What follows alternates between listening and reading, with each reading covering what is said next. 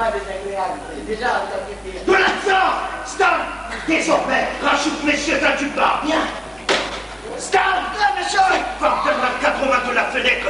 Derrière les muscus, il y avait bien une femme. Oui, il y avait bien une femme. Une femme nue, monsieur. Oui! Soulier, mais regardez. Où tu l'as regardé? Non, pas regardez la rue. Et comme je passais par là dans la rue, forcément, à moins d'être avec vous-même, mieux une fois que les gens. Ça, vous ne pouvez pas regarder. Regardez ça directement, particulier.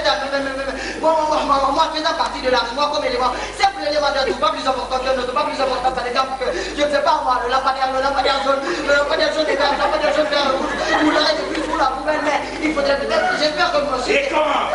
Pas parce que ça aussi, il faut le reconnaître, puisque je prends la vérité, puisque je vous ai promis la toute vérité, puisque ça n'a juré de ne plus rien vous cacher, pas moins important qu'un autre. On pourrait par exemple prendre le lampadaire jaune, vert et rouge, parce qu'il est coloré, bariolé, attirerait d'une manière ou d'une autre plus facilement l'attention. Mais c'est un ensemble qu'il faut prendre en compte, car ça aussi, sans ça, pas parce que c'est ça en particulier, mais c'est ainsi, ça,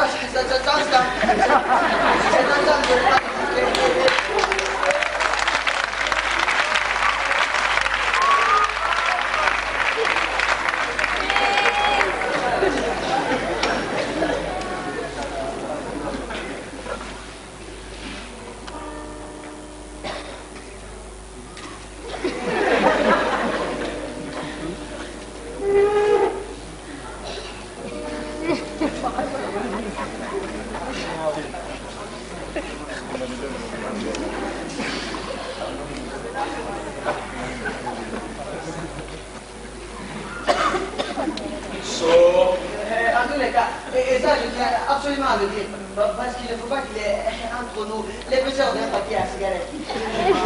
Je tiens à dire, pour lever tout équivoque, pas tel qu'elle a regardé la rue au moment où je passais, et c'est sans même imaginer que quelqu'un, encore moins une femme, nue de surcroît, regarderait de l'encadrement d'une fenêtre protégée par une palissade fleurie. Mais c'est un élément complètement fortuit. En tous les cas, je le suppose. Une palissade fleurie de muscus rouge. Le nom d'Amarilis. Voilà. Soaz. Mais cela aurait pu être des amaryllis ou des tulipes. Ben voyons, au point où on en est. Cela il ne faut pas croire que... Non. Évidemment non.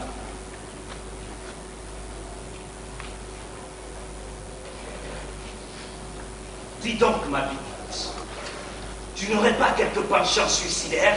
Non, pourquoi dites-vous cela? Ne pose pas de questions. Ne pose plus jamais de questions. N'en rajoute pas. Stan, je ne suis pas ici pour sauver des âmes, mais pour en supprimer. Que ce soit ta dernière fois de me poser une question, Soaz. Ce que je veux dire, c'est qu'elle m'a vu avant que je la voie.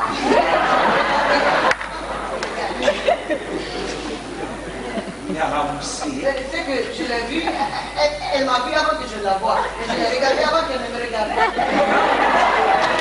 Tout en la regardant en face. Et tu passes un air remarqué? Je ne comprends pas. Au cou de la femme. Au cou? Elle porte un collier. Un collier de...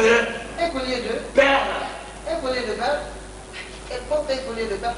Ah, la femme de l'encadrement de la fenêtre porte un collier de perles. Il faut vraiment que je te souffle tout, Stan. Tu es désespérant comme partenaire. Quand je pense qu'en tout voyant, j'ai jubilé, fuité comme il est, ce sera le pied face à ce qui est peut-être ta dernière vie. Je m'attendais à ce que tu te sortes les filles.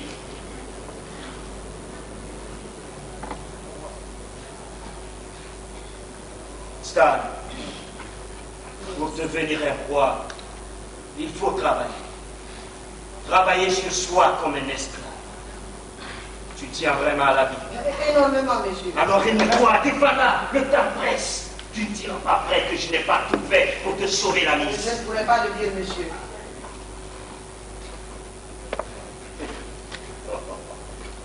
J'ai plus de chance cette heure de la vie. C'est sortir toutes les tripes de l'imagination pour sauver leur peau.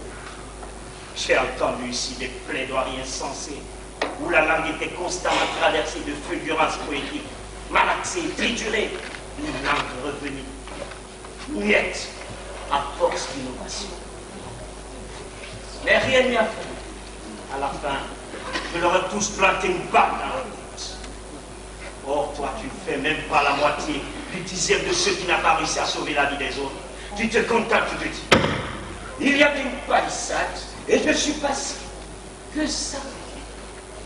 Quelle perte d'immédiatement à toi-même. Tout en la regardant, pendant que Stan passe, au moment où il s'apprête à tourner le coin de la rue pour laisser s'évanouir derrière la femme, regardant de sa fenêtre la rue, je m'arrête. Elle a appelé Stan. Il m'a semblé qu'elle m'a aimé. En tous les cas, Stan a vu. Pourquoi avoir vu les lèvres de la femme frémir? De là où tu étais, tu as pu voir ses lèvres frémir? De là où j'étais, oui. Oh! Comme si le cadrage s'était soudain resserré sur sa bouche. Ok. L'image en gros plan de deux lèvres en train de frémir. Ok.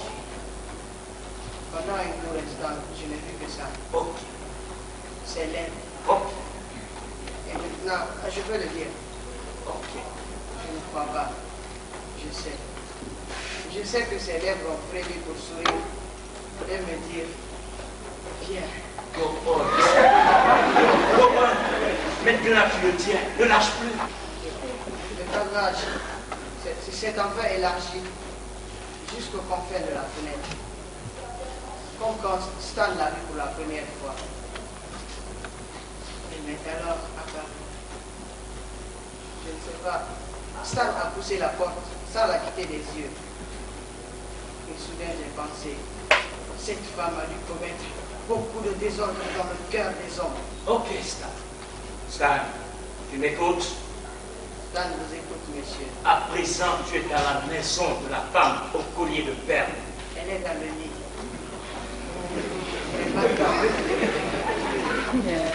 Je ne sais pas pourquoi, mais peut-être à cause de son sourire qui semble marronner une prière.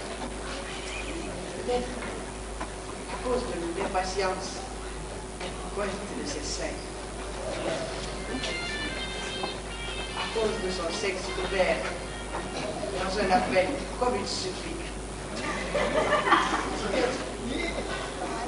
À cause des senteurs capiteuses qui s'exhalent du sein de ses cuisses et étreignent les murs, étreignent les rideaux, étreignent la lumière, la lumière, la lumière. La cheminée, Stan, la cheminée. La cheminée.